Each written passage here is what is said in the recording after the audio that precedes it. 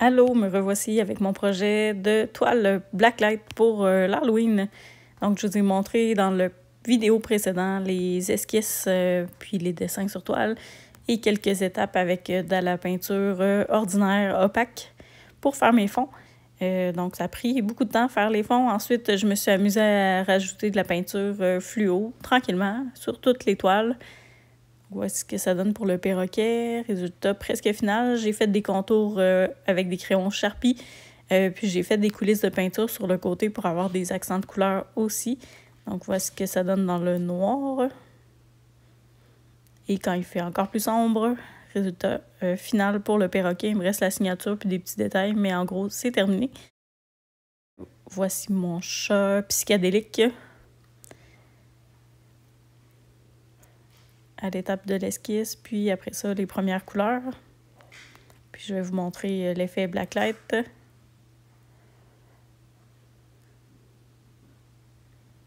Donc le chat est un petit peu plus sanglant, un petit peu plus trash que les autres images, que les autres toiles. J'avais le goût de faire de quoi d'un peu plus punché pour celui-là. Fait que c'est un chat meurtrier avec dans sa citrouille des souris, des chauves-souris et des oiseaux morts. C'est un peu morbide, mais je trouvais ça quand même comique, là, déguisé en citrouille, avec des magnifiques yeux verts qui contrastent dans le noir.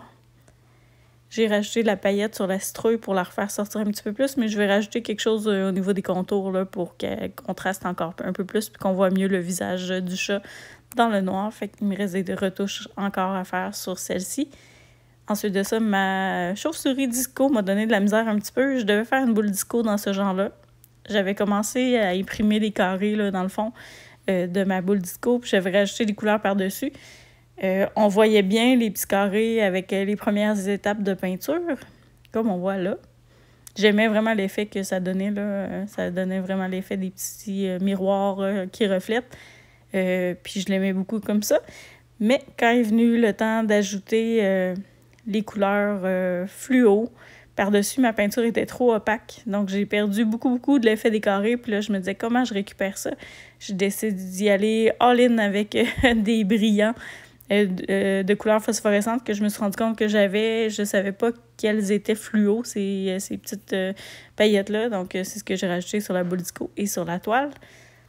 Et ça m'a aidé à réaliser aussi cette toile-là, qui est une toile, une pierre tombale avec un petit message comique et du vino.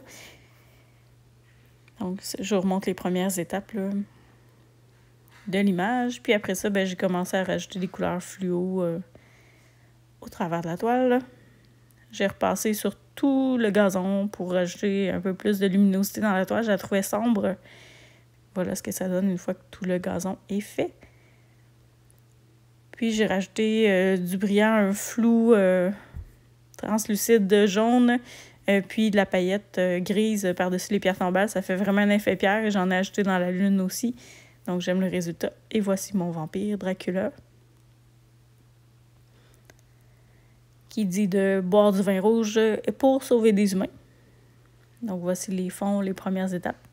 Il n'était pas très beau au départ, mais il s'est amélioré à force de le retravailler.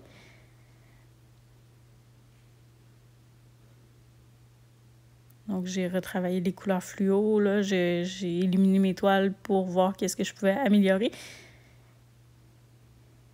Et voici avec la définition au crayon Sharpie, puis les derniers détails là, pour atténuer les zones de rose fluo dans son visage. Je le trouve encore un peu sombre. Je vais trouver une solution pour ajouter de la lumière là, sur le personnage. Donc, tout ça est à suivre. Dévoilement final de mes toiles dans le coin du 27 octobre. Je vais les montrer une fois achevées lors de mon party d'Halloween. Donc, ça sera dévoilé là. En attendant, je vous montre plusieurs autres toiles. Ça, c'est des grands formats. Et ça m'a donné l'idée de faire une murale pour dehors avec du fluo pour l'Halloween. Je vous remontrerai les détails, mais genre de bateau pirate, un immense voilier, probablement. Donc, je vais voir si j'ai le temps de réaliser une grosse murale avant l'Halloween. Ça serait le fun. Donc, voilà pour mon prochain projet d'Halloween. Vous savez tout. Vous aurez le résultat final un petit peu plus tard. À bientôt. Merci de ton écoute.